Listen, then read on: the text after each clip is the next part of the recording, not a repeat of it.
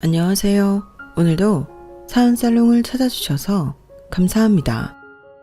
국내 대학원에서 미술 쪽으로 박사과정을 밟고 있는 이미희라고 해요. 구체적으로는 미술 중에서 조소를 전공하고 있어요. 로댕 작가의 생각하는 사람이라는 유명한 작품 있잖아요.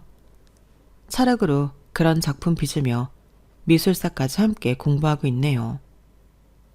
최대한 박사과정에 충실하기 위해 맨날 대학 작업실에서 살다시피 해요. 덕분에 제 옷은 늘 허옇게 무언가가 여기저기 덕지덕지 묻어 있어요. 누가 보면 노숙자인 줄 알 거예요. 저희 엄마도 제 모습을 보면 거짓골이 따로 없다며 질색팔색을 하세요. 밖에 돌아다닐 때는 거울 좀 보고 옷 좀 갈아입고 다니라고요. 그런데 요 몇 개월 동안은 제 결혼식까지 준비하느라 정신이 더 없었어요. 이런 것들을 다 이해해주는 남친 덕분에 결혼 준비며 상견례까지 진행했던 거예요. 그런데 이해해주는 척했던 남친은 속으로 딴 마음을 잔뜩 먹고 있었더군요. 남친은 전형적인 마마보이라서 본인 엄마의 말도 안 되는 계획에 충실히 따르고 있더라고요. 그 추악한 속내를 상견례 당일, 그것도 30분 전에 알게 됐어요. 정말 벼랑에서 떨어져 한 줄기 동아줄을 발견한 심정으로 용기를 내어 기어 나왔어요. 상견례고 뭐고 다 파토내고 말이죠. 지난 5년간 함께한 남친과의 세월을 단숨에 쪽내고 나와버렸네요. 남친네 집안 식구들이 다 이상한 사람이란 건 진작에 알고 있었어요. 하지만 남친만은 진실하고 착한 사람이라고 생각했기에 결혼까지 하려고 했었어요. 제가 아직 20대이기에 철이 없어도 너무 없는 것 같아요. 결혼을 너무 쉽게 생각한 것도 있고요. 저희 친정엄마며 제가 친언니처럼 따르는 지인까지 제 결혼을 쌍수들고 반대했는데 그들의 판단이 참 객관적이고 현명한 거였어요. 진작 싹을 잘라버렸어야 했는데 참으로 어리석었네요. 여러분, 주위에서 반대하는 결혼이 있다면 반드시 정신 차리고 다시 한번 생각해보세요. 눈에 콩깍지가 씌워졌을 땐 제대로 된 판단이 내려지질 않더라고요. 특히나 어른들께서 내 남친 여친과의 교제를 반대한다면 꼭 귀 기울여 보세요. 아마 내가 외면하고 있던 단점들이 우르르 쏟아져 나올 거예요. 나보다 세상을 오래 산 어른들의 말씀이 100번 옳더라고요. 아직 결혼을 해본 건 아니지만 막상 결혼해서 콩깍지가 벗겨지면 어른들이 지적한 단점들이 눈등이처럼 크게 느껴질 것 같아요. 어쨌든 제가 블랙홀에 빠져들려는 걸 브레이크 걸어준 내 가족과 지인에게 지금 너무 감사할 따름이네요. 이제 다시금 제자리를 찾아가려 해요. 저희 집에서는 말 나온 김에 30 되기 전에 얼른 결혼하라며 벌써부터 선자리를 알아보고 계시네요. 물론 저도 늦게 결혼할 생각은 없지만 조금 무섭기도 해요. 결혼은 당사자끼리만 좋아서 하는 건 아니라는 걸 깨달았거든요. 결혼은 집안 대 집안의 만남이기에 그쪽 식구들이 정신 똑바로 박힌 사람들이었으면 좋겠어요. 특별한 조건을 바라는 것도 아니고 그저 정상적인 시댁 식구들 맡고 싶은 게 제 바람인데 그것조차 어려운 것 같아요. 사실 저희 집은 외가 쪽이 대대로 부유한 편이에요. 덕분에 저도 엄마 품에서 쉽고 편하게 자랄 수도 있었어요. 하지만 아빠가 돌아가시고 엄마가 재혼하는 과정에서 조금 사이가 틀어져서 해외에서 방황하는 기간이 있었어요. 그때 삶이 참 만만한 게 아니라는 걸 절실히 깨달았어요. 어쨌든 그때부터 늘 겸손히 그리고 열심히 살아야겠다고 다짐했어요. 더불어 우리 집이 여유 있다는 걸 남들에게 최대한 드러내지 않고 살아왔어요. 지금도 그게 맞다고 생각해요. 제 배경이 아닌 인간 이미희를 사랑해줄 사람을 꼭 찾으려고요. 저 언젠가는 좋은 사람 만날 수 있겠죠? 사연살롱 구독자 여러분들께서 많이 응원해 주시면 그 기운을 받아서 삶도 열심히 사랑도 열심히 할 수 있을 것 같아요. 앞으로 제 이야기를 쭉 털어놔 볼게요. 아직 20대지만 하고 싶은 말이 참 많은 다사다난한 인생이었답니다. 남들이 보기엔 금수저로 태어나 온실 속의 화초처럼 자란 것 같아도 제 속은 골마 터질 때가 많았죠. 물론 철모르는 어렸을 적엔 이 모든 게 당연한 줄 알고 누리며 살았어요. 어린 나이에 엄마 아빠 따라서 비싸디 비싼 크루즈 여행을 가보기도 했고요. 비행기 비즈니스석 타고 온 가족이 세계 곳곳으로 여행도 많이 다녔어요. 부모님 모두 승마가 취미여서 우리 가족 각자의 말이 따로 있을 정도였어요. 어렸을 땐 다른 사람들도 다 저희 가족처럼 호화롭게 사는 줄 알았어요. 커보니 그게 아니더군요. 생각해보면 외가 쪽이 특히 잘 살았던 것 같아요. 미술 쪽으로도 조예가 깊으셔서 대대로 우리 집안에서 운영하는 갤러리가 있었어요. 엄마도 미술을 전공하셨기에 저도 자연스레 미술에 큰 관심을 갖게 되었죠. 아빠는 참 자상한 분이었어요. 외할아버지가 운영하는 회사에 임원으로 재직하며 가업 승계를 받으려 하셨어요. 외할머니는 딸만 있었기에 사위인 아빠가 가업을 물려받으려 한 거죠. 그런데 회사 일이 굉장히 스트레스가 컸나 봐요. 고작 40대 초반이었던 아빠가 암에 걸리고 말았어요. 너무 야속하게도 아빠가 아직 젊었기에 암이 퍼지는 속도도 빨랐어요. 우리 가족들은 아빠를 살리기 위해 온갖 방법을 다 동원했어요. 그래도 경제력이 뒷받침되는 집이었으니 아낌없이 돈을 투자하여 사람 하나 살리고자 한 거죠. 아빠를 데리고 일본에서도 치료받게 하고 미국에서도 치료받게 했어요. 전 초등학생이었으니 일단 한국에서 계속 학교를 다니는데 여념이 없었어요. 대신 엄마를 비롯한 메인 간병인들이 아빠 치료받는 곳에 계속 따라갔어요.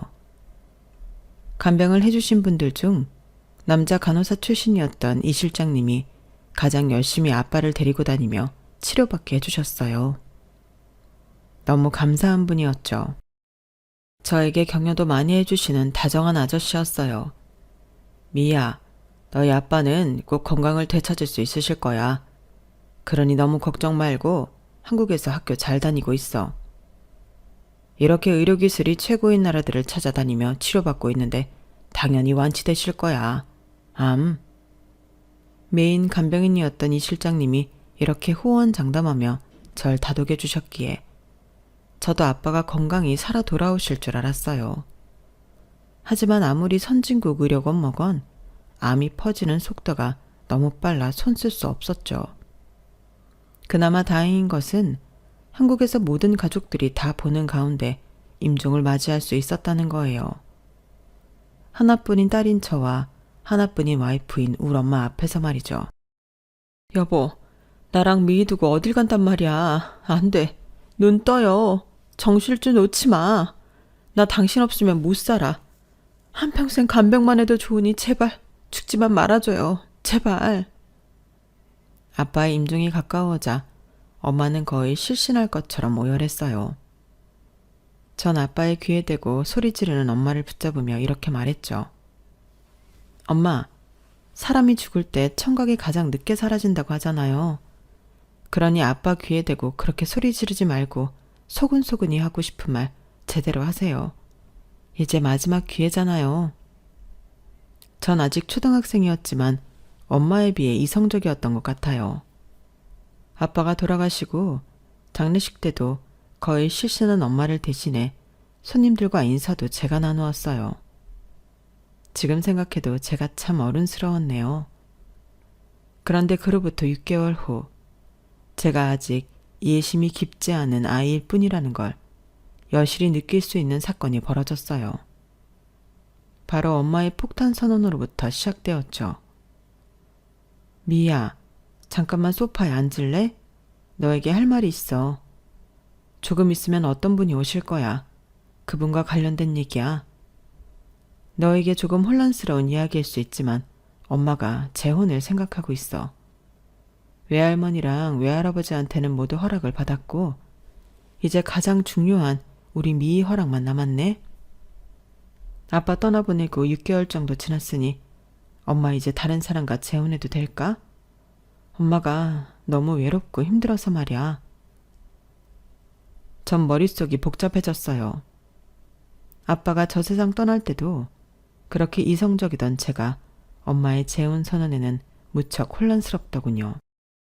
그런데 익숙한 듯 우리 집 번호키를 누가 삐삐삐삐 하고 누르고 들어오는 사람을 보고 경악을 금치 못했어요.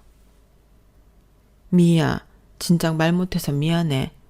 엄마가 재혼한다는 분이 바로 아빠를 간호해 주셨던 이 실장님이셔.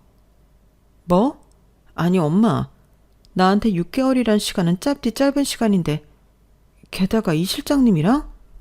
아니 대체 언제부터 둘이 그렇고 그런 사이였어요? 이 실장님, 말씀 좀 해보세요. 전 엄마와 이 실장님한테 대들고 따졌어요.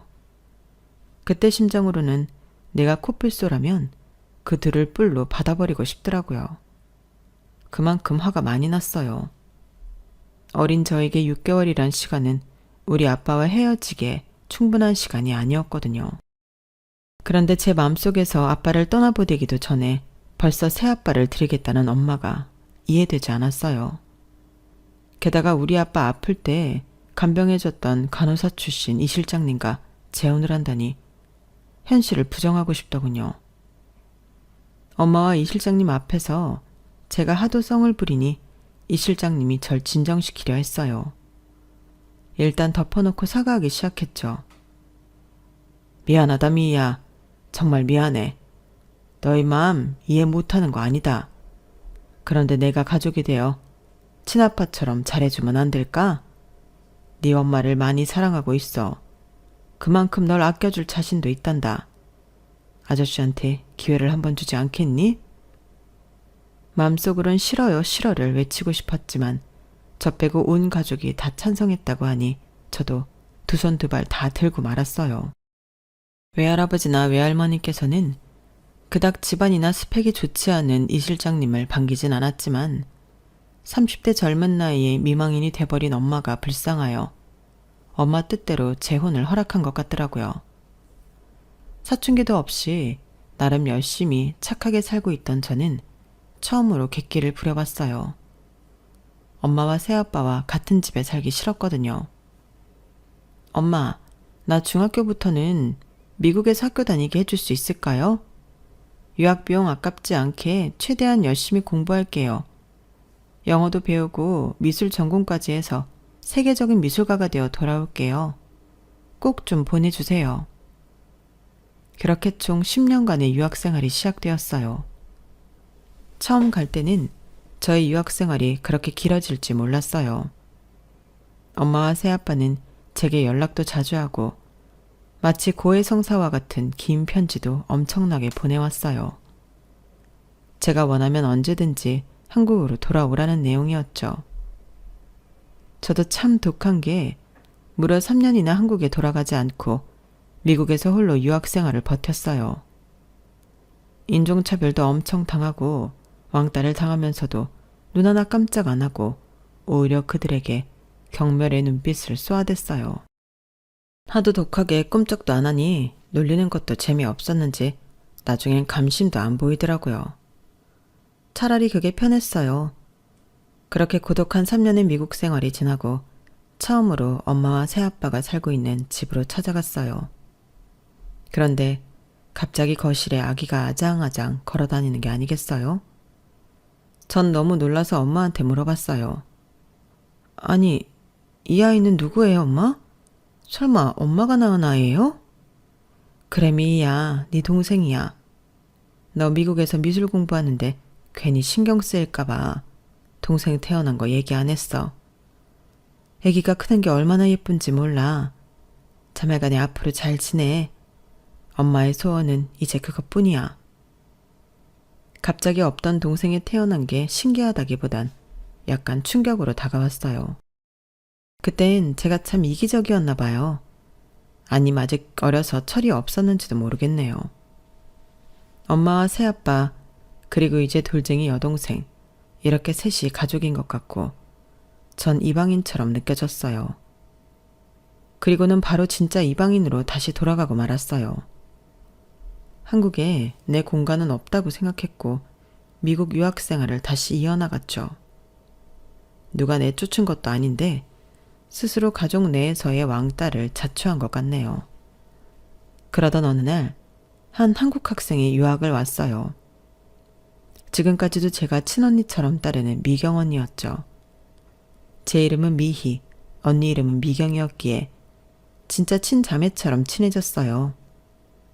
정말 암흑과도 같았던 유학생활에 한 줄기 빛과 희망이었어요. 항상 투덜거리며 비관적으로만 생각하던 제게 언니는 긍정의 멘토가 되어주었어요. 객관적으로 언니는 정말 안 좋은 환경에서 고군분투하며 헤쳐나가고 있었어요. 어려서 부모 모두 병과 사고를 잃고 홀로 미술 장학금으로 연명해서 아주 어렵게 유학까지 오게 된 케이스였어요. 워낙 발군의 미술 실력 덕분이었죠. 그에 비하면 전 엄청나게 좋은 환경에서 투덜대기만 하는 투덜이 스머프였고요. 그때부터 저도 미국에서 좀 더 열심히 생활하게 됐어요. 괜찮은 대학에 합격하여 다니며 알바를 해서 용돈을 벌기도 하고 봉사활동을 하기도 했어요. 그렇게 잘 적응해가고 있는데 제 목숨을 위협하는 사건이 벌어지고 말았어요. 총기 소지가 가능한 나라인 미국에서 총을 든 강도에게 위협을 당하고 말았던 거죠. 전 제 휴대폰부터 해서 제게 있는 모든 돈과 소지품을 다 내주었어요. 그 강도가 갖고 있던 총이 장난감 총인지 진짜 총인지 모르겠지만 그 공포감은 이루 말할 수 없었죠. 그때 생긴 트라우마로 인해 지금까지도 가끔 악몽을 꾸곤 하네요. 하여튼 그날 그 강도 사건 이후로 전 뒤도 안 돌아보고 한국행을 택했어요. 왜냐하면 생사의 기로에 서니 우리 엄마 생각밖에 안 났거든요. 자나깨나 외국에서 혼자 사는 내 걱정만 하는 우리 엄마가 너무 보고 싶었죠. 공항에서 엄마를 보고는 무릎을 꿇고 대성통곡을 했어요. 다리가 풀려버렸거든요. 엄마, 내가 다 잘못했어요. 오만방자한 딸내미를 용서해 주세요. 지금까지 다 괜찮은 척 했지만 미국으로 떠나는 비행기에서부터 난 얼마나 외롭고 괴로웠는지 모르겠어요. 쿨한 척한 건 다 연기였어요. 엄마 사랑해. 다신 엄마 곁을 안 떠날 거야. 그래 우리 딸. 지난 10년간 오매불망 얼마나 널 그리워했는지 몰라. 엄마가 재혼을 선택하는 바람에 우리 딸이 엄마를 떠나버릴까봐 너무 무서웠어. 우리 다시는 헤어지지 말자. 알았지 우리 딸? 통곡하는 우리 모녀 옆에 서있던 제 여동생과 새아빠가 절 안아주었어요. 이로써 새아빠와 여동생까지 모두 진짜 내 가족이 된 것 같은 느낌이었어요. 무슨 객기로 10년이나 가족 곁을 떠나 머나먼 타국에서 홀로 버텼는지 모르겠네요. 여튼 기나긴 저의 타국 생활은 그렇게 막을 내렸어요. 이제 한국에서 대학원 생활을 계속 이어가게 됐어요.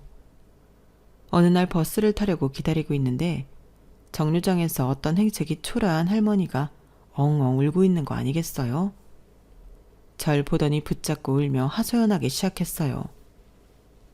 아유 억울해 미치겠네. 내 말 좀 들어보소. 내가 까막눈이라 핸드폰 약정이며 계약서며 아무것도 모른다오. 그저 젊은 총각들이 시키는 대로 공짜폰 만들어주겠다고 해서 사인했는데 요금이 몇십만 원이 나오지 뭐야. 나 폐지 주어서 하루 벌어 하루 먹고 사는 노인인데 당장 어디서 몇십만 원을 벌어온단 말이야. 전 그 할머니의 딱한 사정을 듣고는 분노에 차서 할머니와 함께 그 핸드폰 가게로 갔어요. 제 인생에서 그렇게 소리치며 매섭게 사자우를 지른 건 처음이었네요. 당신들 글 모르는 할머니를 상대로 사기를 쳐먹어? 그러니 폰팔이라는 말이나 쳐듣는 거야. 당신들 내가 콩밥 제대로 먹일 거야. 두고 봐. 전 그 자리에서 바로 경찰을 불렀고 최대한 증거까지 확보할 수 있도록 도왔어요.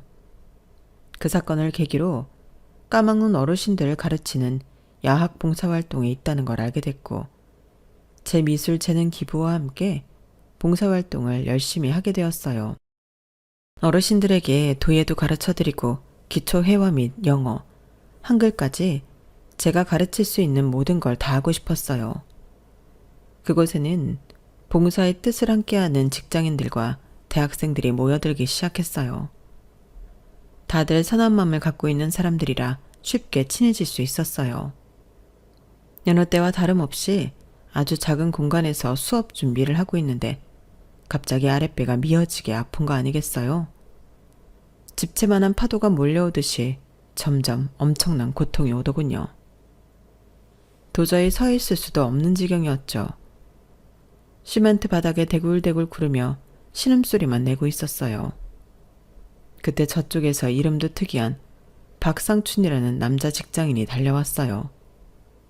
그도 야학 봉사를 함께하는 사람이었죠. 미씨, 갑자기 왜 이래요? 당장 119 부를게요. 박상춘 이 사람은 119를 불러놓고 기다리는 시간이 애가 탔는지 절 번쩍 안고는 도로가로 나가서 오매불망 구급차를 기다렸어요.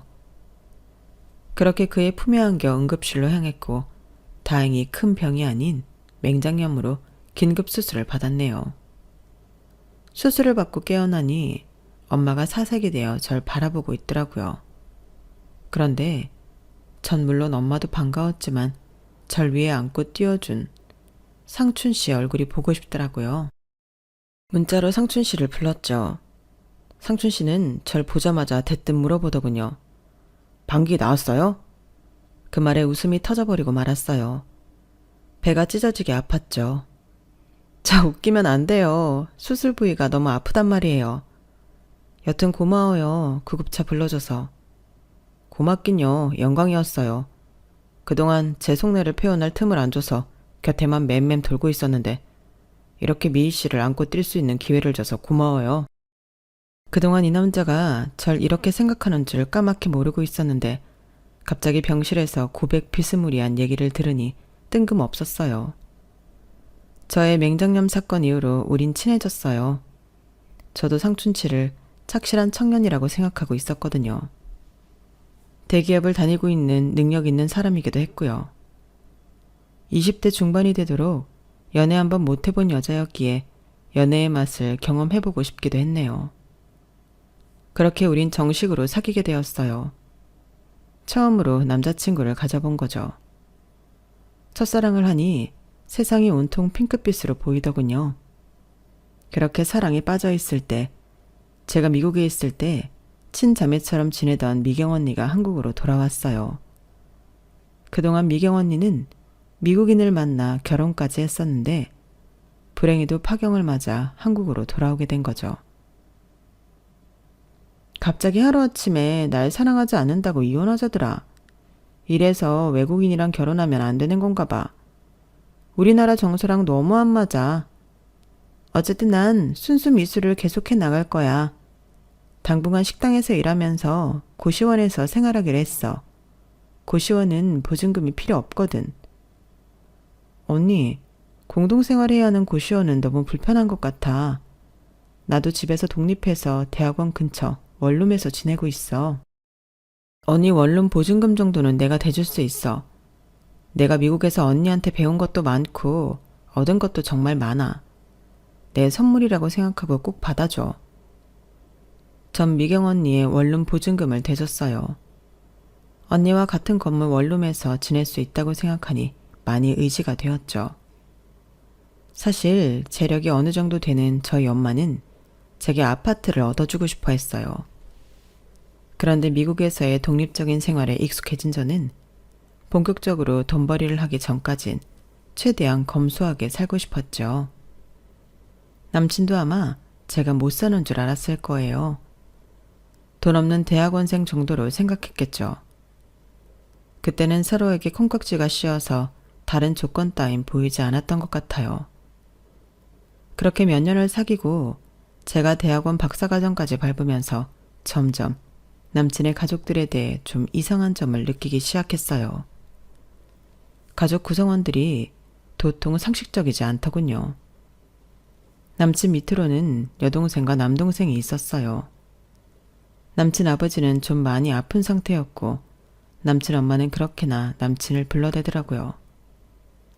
큰아들을 유독 좋아해서 그런 건지 아님 시중될 사람이 필요한 건지 데이트 때도 본인 엄마가 부르면 남친은 쪼르르 달려가곤 했어요. 완전 마마보이가 따로 없었죠.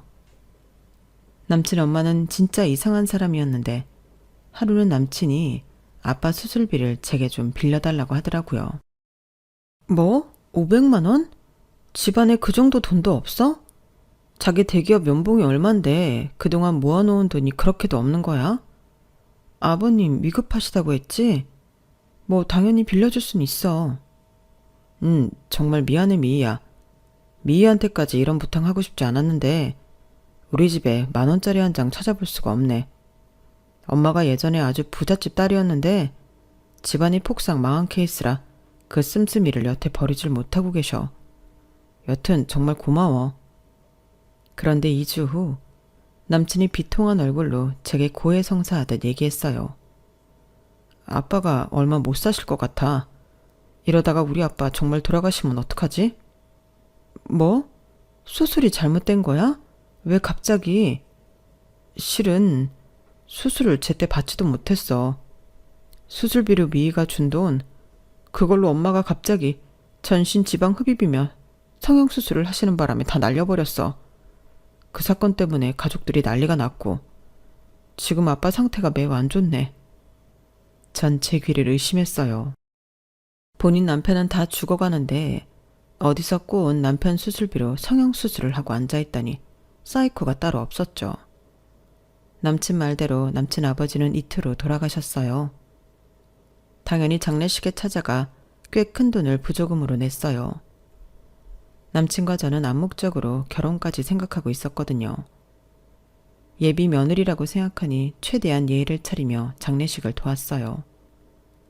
남친 엄마는 손님 맞을 생각은 안 하고 상복 입고 술만 처먹고 있더군요. 절 보고는 굉장히 상스럽게 말했어요. 너 원룸 산다며? 무슨 예술이랍시고 조각하고 미술하고 그러냐? 그런데 쳐드릴 돈으로 장사를 하든가 좀 생산적인 일을 하지 그래. 꼭 뭣도 없는 년들이 예술한다고 꼴값 떨더라? 괜히 우리 집 며느리로 들어와서 그놈의 미술 재료비로 돈 다 쓰지 말고 애진작에 꺼지란 말이야. 남친 엄마는 입으로 똥을 잔뜩 싸놓고는 술에 취해 대자로 뻗어서 그 자리에서 자더군요. 저는 처음 들어보는 그런 모욕에 충격을 받고는 그 자리에서 얼어버렸어요. 그런데 저쪽 부조금 받는 곳에서 큰 소리가 나더라고요. 바로 남친의 여동생과 남동생이 서로 부조금을 갖겠다며 싸우는 소리였죠. 야 이년아, 네가 막내면 다야? 집에 돈만 있으면 다 네가 가져가려고 해. 또 나이트나 전전하면서 술값으로 다 날릴 거잖아. 또 어떤 남자를 꼬셔서 원나잇이나 하게? 이 날라리 같은 기집애 같으니라고. 얼른 돈 내놔. 이 돈 다 내 거야. 무슨 말이야. 오빠면 다야? 오빠가 큰오빠도 아니잖아. 멍청해서 이삿짐 센터에서 짐이나 나른 주제에 뭐? 살아생전에 아빠가 막내딸인 나를 제일 좋아한 거 기억 안 나? 이 돈은 내 거라고. 어서 내놔. 보다 못한 큰아들인 남친이 가서 정리하더라고요. 야, 이 철없는 것들아. 이 돈으로 장례식 비용 지불할 생각은 안 하고 누가 뭘 갖겠다고 싸우는 거야 지금. 여튼 현금만 보면 눈 돌아가서는 얼른 가서 엄마나 챙겨. 엄마 또 술 마시고 대자로 뻗어 계시니깐. 이쯤 되니 점점 남친의 집안이 무서워지기 시작했어요. 실제로 한 번도 보지 못한 뭔가 기생충스러운 가족들이었어요. 너무나도 찜찜한 마음을 뒤로하고 집으로 왔어요. 제 친자매나 다름없는 미경 언니에게 고민을 토로하였죠. 그런데 우연히도 언니는 남친 엄마에 대해 알고 있더군요. 너 남친 이름이 뭐? 박상춘? 혹시 그 엄마 이름이 곽숙자 아니야? 곽슈 아줌마. 맞지? 식당에서 일하는. 언니 어떻게 알고 있어? 저번에 장례식에서 가족들 이름 보니까 곽씨 맞았던 것 같아. 내가 지금 알바하고 있는 식당에서 같이 일하는 아줌마야. 아, 그 아줌마가 큰아들 자랑을 얼마나 하든지. 그 아들 이름이 젊은 사람 치고 하도 독특해서 알고 있었지. 그 사람이 너의 남친이라니? 게다가 뭐? 결혼까지 염두에 두고 있다고? 곽씨 아줌마가 어떤 여자인 줄 알기나 해? 그 아줌마가 계산한답시고 돈통에 손대려던 게 한두 번인 줄 알아? 내가 적발해서 사장한테 이르려고 하니 아주 손이 발이 되게 빌더라고. 그래서 몇 번 눈 감아줬지. 맨날 남 뒷담화에 쌈따게 아무것도 없는 아줌마 같은데 웬 자랑질은 그렇게 하던지 진짜 밥맛이야. 그런 교양 없는 아줌마를 시어머니로 모시겠다고? 다시 생각해 미희야. 이건 진짜 아니야. 미경 언니의 조언을 듣고는 저도 남친과의 관계를 다시 생각하기로 했어요. 도저히 그 집안의 며느리로 들어가 살 자신이 없어지더라고요. 부친상을 치른 지 얼마 안 돼 힘들어 보이는 남친에게 어렵게 이별을 고했어요. 당연히 남친은 절 붙잡고 대성통곡을 하며 절대 못 헤어진다고 하더군요. 저도 같이 울며 거의 부탁했어요. 제발 헤어져 달라고요. 일방적으로 이별을 통보하고 떨어져 있었지만 착했던 남친이기에 마음에서 지우기 쉽지 않았어요. 무려 1년간 남친은 절 쫓아다녔어요. 그리고는 제 생일에 선물이라며 두꺼운 다이어리를 꺼내더군요. 그것만 전해주고 돌아갔어요. 우리가 봉사활동을 하며 만난 첫 순간부터 저에 대한 편지를 적은 다이어리였어요. 참으로 구구절절하고 애절했어요. 달콤했던 연애 시절도 고스란히 적혀 있었고요. 그걸 받고는 전 완전히 항복했어요. 제 눈엔 다시금 콩깍지가 장착되었고 남친의 마음을 받아줬어요. 우리 커플은 극적으로 재회하게 되었어요. 무려 1년 반 만에 말이죠. 그동안 남친의 남동생은 속도 위반으로 형보다 먼저 결혼을 했더군요. 와이프 되는 사람이 미술학원에서 학생들 가르치는 알바를 하고 있다고 하여 더욱 관심이 갔어요. 저처럼 미술하는 사람이었으니까요. 우리가 다시 재회를 하고 남친은 바로 결혼 이야기를 꺼냈어요. 저도 결혼을 늦게 하고 싶진 않았기에 우리 집 식구들에게도 모두 알렸어요. 남친은 본인이 대기업을 다닌다는 것 빼고 집안은 별 볼 일 없었어요.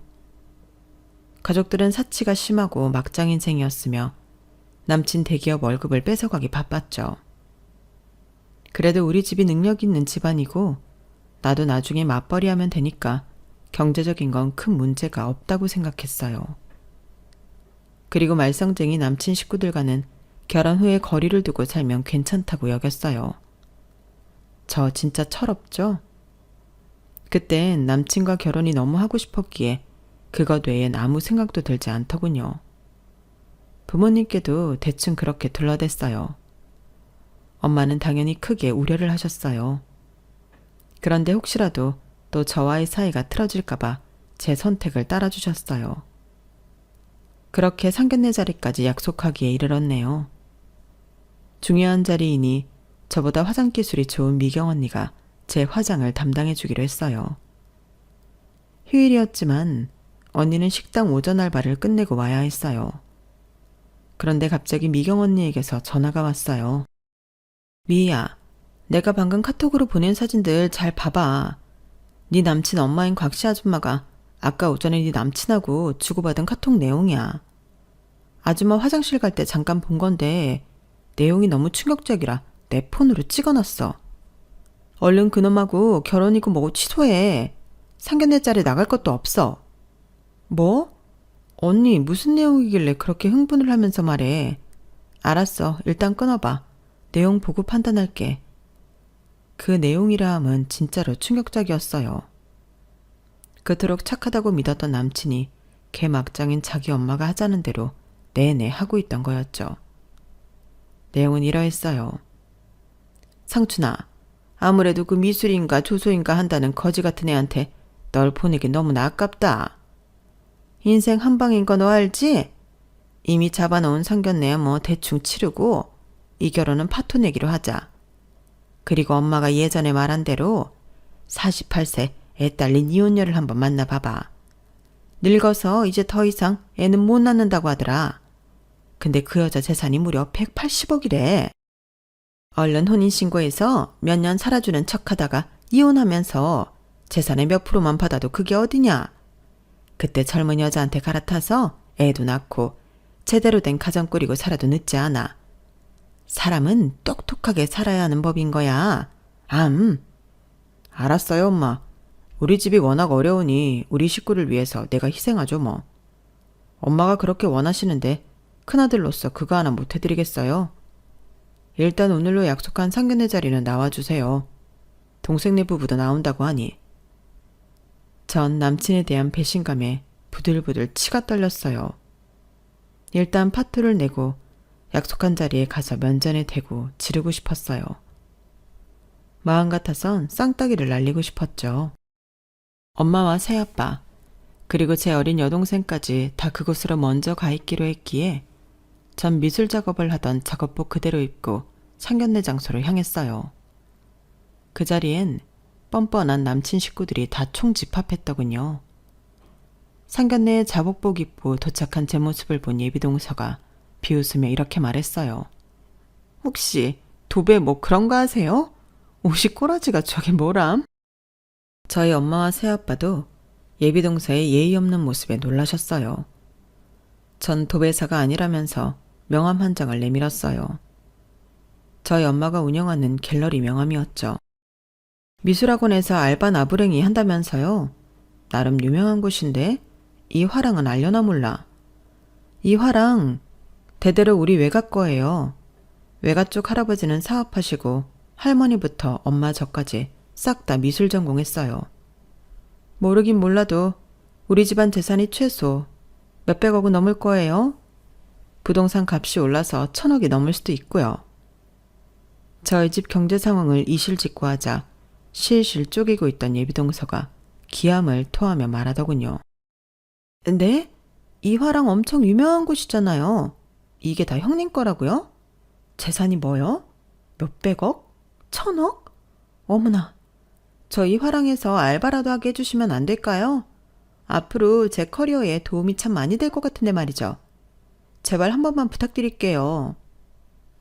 예비동서뿐 아니라 남친 엄마도 호들갑을 떨더군요. 어머 며느리야, 네가 이렇게 부잣집 딸이었니? 왜 진작 말하지 않았어? 내 그동안 너한테 모질게 대해서 미안하구나. 이런 줄은 몰랐지. 어서 오거라. 우리 집안의 며느리가 된 것을 두 팔 벌려 환영한다. 전 어이가 없었어요. 반색을 하며 반기는 듯한 남친의 태도도 역겨웠죠. 자기야, 자기네 집이 부자인 거 왜 비밀로 한 거야? 나 못 믿었던 거야? 아유, 하마터면 큰일 날 뻔했네.